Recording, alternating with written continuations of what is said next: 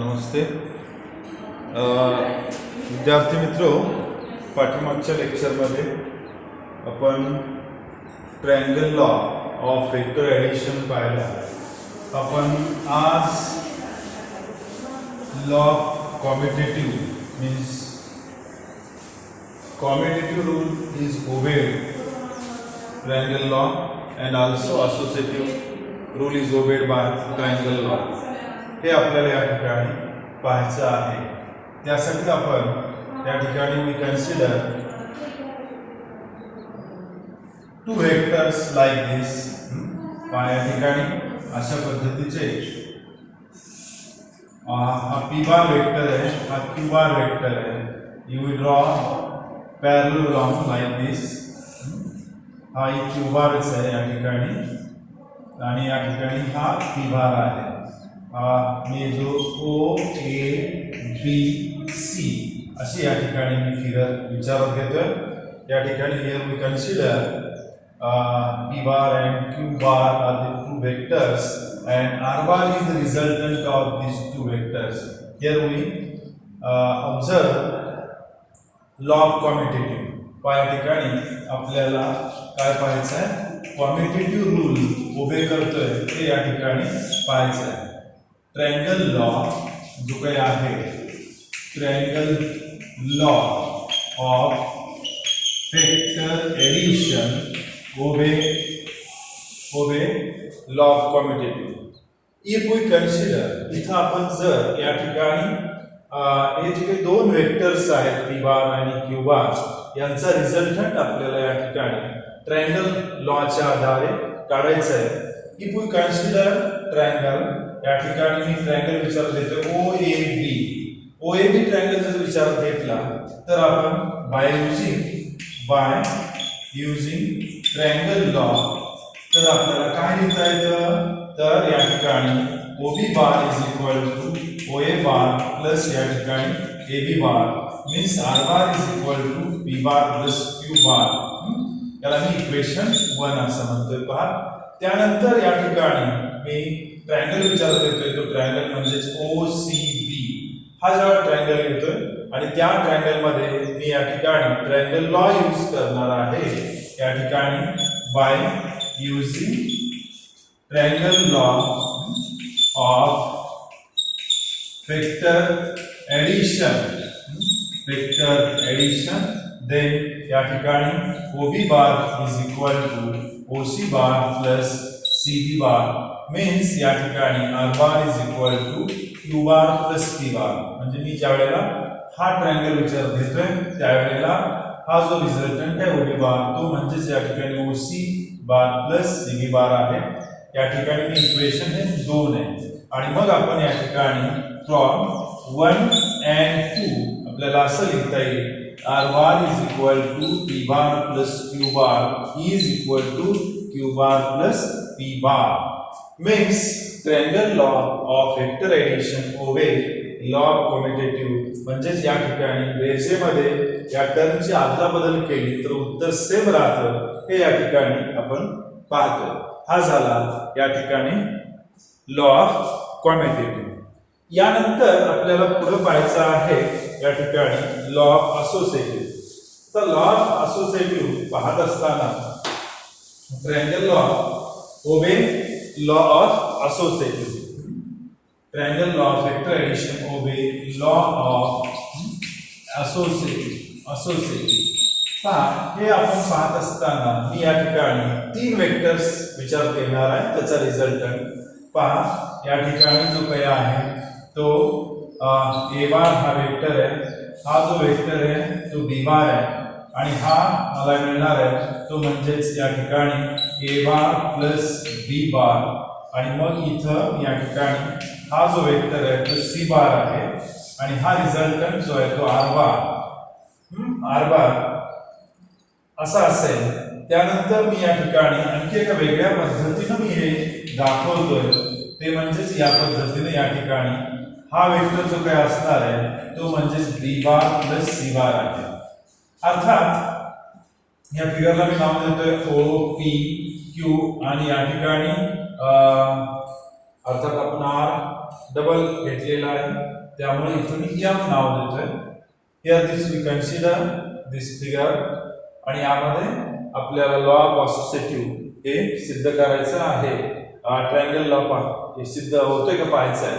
तर या ठिकाणी here we consider triangle O M Q, आणि या ओ एम क्यू मध्ये मी या ठिकाणी बाय युजिंग या ठिकाणी triangle law of vector addition. मग काय होईल या ठिकाणी पहा बरं. O Q bar is equal to O M bar plus या ठिकाणी एम क्यू बार, म्हणजेच या ठिकाणी हा जो येणार आहे तो ए बार प्लस बी बार मिळणार आहे. ओ क्यू बार म्हणजेच काय मिळणार आहे या ठिकाणी आपल्याला ए बार प्लस बी बार मिळणार आहे. त्यानंतर मला या ठिकाणी रिझल्टंट वेक्टर मिळवायचा आहे, त्यासाठी मी ट्रायंगल विचारले होते ओ क्यू पी मध्ये या ठिकाणी आपल्याला या by using triangle law of vector addition OP bar is equal to OQ bar plus या ठिकाणी QP बार, म्हणजेच काय होणार आहे पहा. OQ मीन्स या ठिकाणी B बार प्लस C बार आहे, आणि या ठिकाणी हा जो आहे OQ बार जो आहे तो OQ बार काय आहे इथं पहा. या इक्वेशन 1 वरून from equation 1 OP bar is equal to A bar plus B bar की OQ बार ची मी किंमत ठेवतोय प्लस या ठिकाणी QP बार म्हणजेच या ठिकाणी C बार आहे. हा झाला इक्वेशन या ठिकाणी 2. हे इक्वेशन 2 झालं. OP बार आपल्याला या ठिकाणी अशा पद्धतीने मिळाला. त्यानंतर मला या ठिकाणी काय घ्यायचं आहे पहा. मी विचार देतोय ट्रायंगल या ठिकाणी ट्रायंगल MQC यामध्ये या ठिकाणी MP जो काय आहे MP बार मीन्स या ठिकाणी MQ बार प्लस या ठिकाणी QC बार आहे. मग या ठिकाणी MP बार जो येणार आहे तो काय येणार आहे B बार प्लस C बार असा मिळणार आहे. MP बार जो आहे तो. त्यानंतर मी काय करतोय पहा. ट्रायंगल जो आहे तो ट्रायंगल OMP विचार घेतोय, आणि त्यामध्ये मला या ठिकाणी OP बार जो आहे तो AM bar plus MP bar OM bar plus MP बार हे विचार मला घ्यायचा आहे. OM बार मीन्स A बार आहे, आणि या ठिकाणी MP बार मीन्स या ठिकाणी B बार प्लस C बार आहे. या इक्वेशनला 3 म्हणतोय आणि सिन्स लिहितोय फ्रॉम 3. ओके, अर्थात हे झालं मला OP बारची किंमत. या इक्वेशनला 4 म्हणता येईल, आणि मग तुम्हाला फ्रॉम 2 and 4 काय लक्षात येतं. OP बार जो रिझल्टंट आहे तो म्हणजे या ठिकाणी R बार त्याला नाव दिलेलं आहे, which is equal to A bar plus B bar एका कंसामध्ये plus C bar, which is equal to A bar plus B bar plus C bar. means it obey law of association. या ठिकाणी आपण अशा पद्धतीने 2 रूल पाहिले पहा. Triangle law of vector addition obey law of commutative and it also obey law of associative. अर्थात आपण यानंतर 1-2 प्रश्न पाहणार आहे. अर्थात हे टेक्स्टबुक मध्येच प्रश्न आहेत पहा. तर ट्रायंगल लॉवर आधारित आपल्याला या ठिकाणी हे प्रश्न जे आहेत ते आपल्याला या ठिकाणी पाहायचे आहेत. त्यामध्ये पहिला जो काही आहे तो एक्सप्रेस वेक्टर AC बार पहा. Express vector AC bar in terms of AB bar and CB bar shown in figure. अर्थात यामध्ये दाखवल्या पद्धतीनं पहा. या ठिकाणी जो आहे तो AC बार हा वेक्टर आहे, त्याचा एरो कसा आहे पहा. हा या ठिकाणी B आहे, आणि हा जो आहे तो अशा पद्धतीने. जर आपण या ठिकाणी आपल्याला एसी एक्सप्रेस करायचं आहे, एसी एक्सप्रेस करायचं आहे. इथं रिझल्टंट कोण आहे तर ए बी हा रिझल्टंट आहे आणि ह्या दोघांचे या ठिकाणी हा रिझल्टंट आहे. मग फ्रॉम ट्रायंगल लॉ पहा सोल्युशन मध्ये आपण लिहिणार आहोत from triangle law of vector addition, vector addition काय होईल या ठिकाणी A B bar is equal to A C bar plus या ठिकाणी C B bar, but here we want to A C bar. A C bar काय मिळणार आहे A B bar minus C B bar means A C bar is expressed in terms of दिस.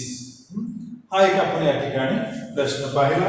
त्यानंतर आपल्याला या ठिकाणी पुढच्या या ठिकाणी काही फारसा अवघड नाही तरी पण या ठिकाणी मी पाहतोय पहा काय आहे तो प्रश्न पहा या ठिकाणी.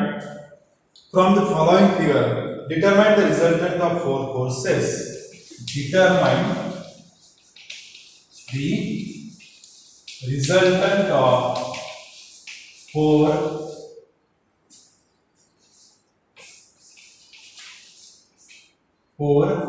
फोर्सेस, फोर फोर्सेस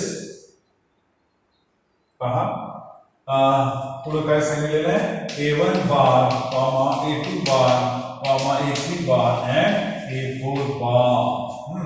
अशा पद्धतीचे फिगर दिलेले आहे या ठिकाणी.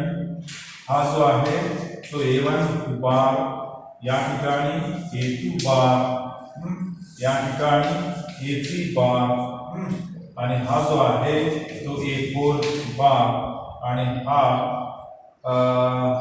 हे A1 बार हा अर्थात A2 बार A3 बार A4 बार आणि हा A5 बार OA.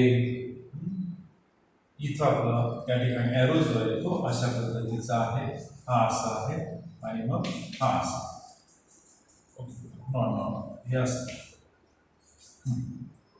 अर्थात आपण हे O A B C आणि D हा ही फिगर दिलेली आहे आणि आपण triangle law of vector addition नुसार या ठिकाणी रिझल्टंट काढायचा आहे.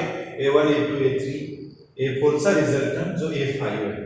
त्यासाठी मी या ठिकाणी पहिला हा ट्रायंगल घेतोय त्यानंतर हा ट्रायंगल घेतोय पहा आणि मग आपल्याला या ठिकाणी सोल्युशन सांगता येईल काय. फ्रॉम ट्रायंगल कोणता ट्रायंगल आहे OAB मग OB बार काय मिळेल पहा बरं. OB bar is equal to OA bar plus AB bar. मग हा काय मिळणार आहे A1 प्लस A2 बार. हा झाला A1 प्लस A2 बार, याला इक्वेशन 1 असं म्हणतात. Then we consider from triangle जो आहे तो OBC पहा ट्रायंगल जो आहे तो OBC आणि यामध्ये आपण triangle of vector addition use करणार आहे आणि मग रिझल्टंट तुमचा येणार आहे तो OC बार आणि तो म्हणजेच या ठिकाणी OB बार प्लस या ठिकाणी BC बार आणि मग आपण या एक वरून OB बारची किंमत ठेवणार आहोत. तो A1 बार प्लस A2 बार आणि BC बारची किंमत आहे ती A3 बार. याला 2 नंबरचं इक्वेशन आपण म्हणूया. ठीक आहे. त्यानंतर आपण या ठिकाणी जो ट्रायंगल विचार घेणार आहे तो ट्रायंगल OCD पहा ट्रायंगल OCD आणि मग या ठिकाणी OD bar is equal to OC bar plus CD bar. OC बारची किंमत आपल्याकडे इक्वेशन 2 वरून आहे ती काय आहे A1 बार प्लस A2 बार प्लस A3 बार आणि CD बारची जी काही किंमत आहे अर्थात ती A4 बार आहे आणि हा जो आहे तो A5 means A5 force can be expressed in terms of A1 A2 A3 A4 forces. This is the resultant of these four forces. Okay, धन्यवाद.